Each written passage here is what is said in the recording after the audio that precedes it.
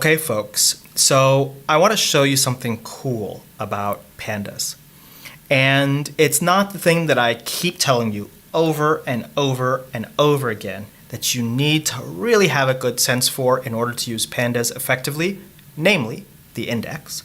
It's something that you might use all the time. And I want to show you a little bit about some cool stuff that we can do with it and to dispel a confusion that I see arises when people try one thing and it doesn't work, and they try something else and it doesn't work, and they try something else and it doesn't work, and they go back and try the first thing and suddenly it does work, and they're like, oh my goodness, pandas, I love you, but you make it so hard for me.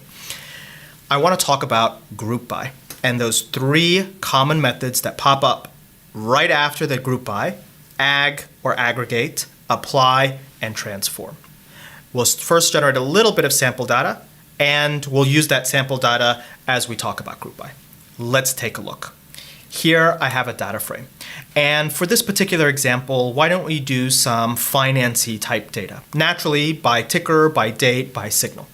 Well, if I'm going to create that, maybe I want to create my tickers, and so I'll use my random number generator, which, because I'm a good boy, I use default RNG. I don't say from numpy.random import things directly anymore. I always create a random number generator that I've seeded and then use that directly. So what I'll do is I'll choose from ASCII lowercase 4 characters to represent my synthetic ticker.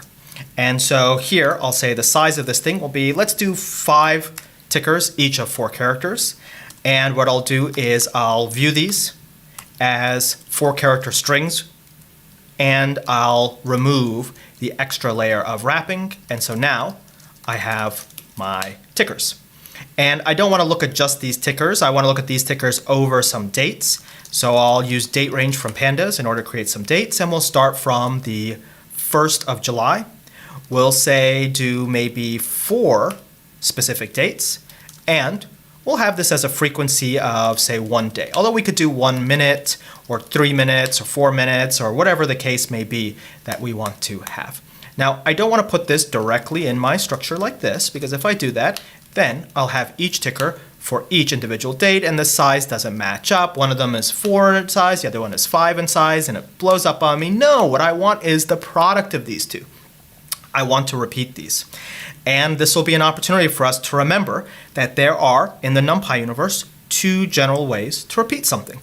You can repeat each element and then move on to the next element, or you can repeat the entire structure and then move on to the next element. Here, what I want is a day, and then I want all the tickers, then the next day, then all the tickers, then the next day, then all the tickers. So what that means is I want to first repeat the element and then move on to the next element. What I want to do is I want to use repeat from NumPy, and the size of this should be my number of tickers.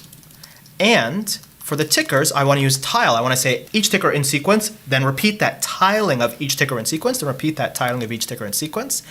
And here we go.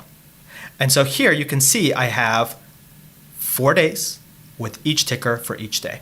And critically, I want to set these as my index, dates, and I should probably singularize this. So I probably want date and ticker as my index. Now I need some data in here as well, and so we'll just say that there's some signal.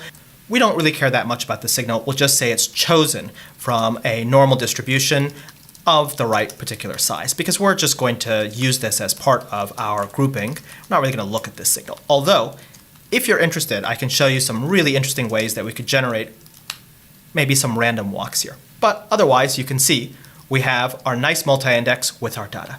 This is the data that we want to start with, and we're going to do some simple group bys on it.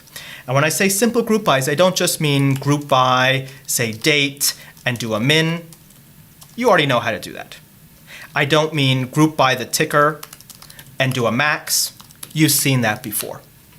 I don't even mean do a group by the ticker and do an ag and say do a min and a max at the same time. So for my signal, do a min and a max, because I'm sure you've seen that before somewhere. What I mean is, what if we want to do something a little bit fancier than just those things? What if we want to figure out where it is that we uniquely need to use ag or apply or transform.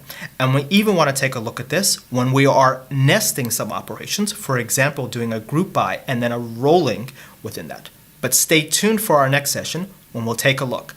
And we'll start off by looking at groupby.ag.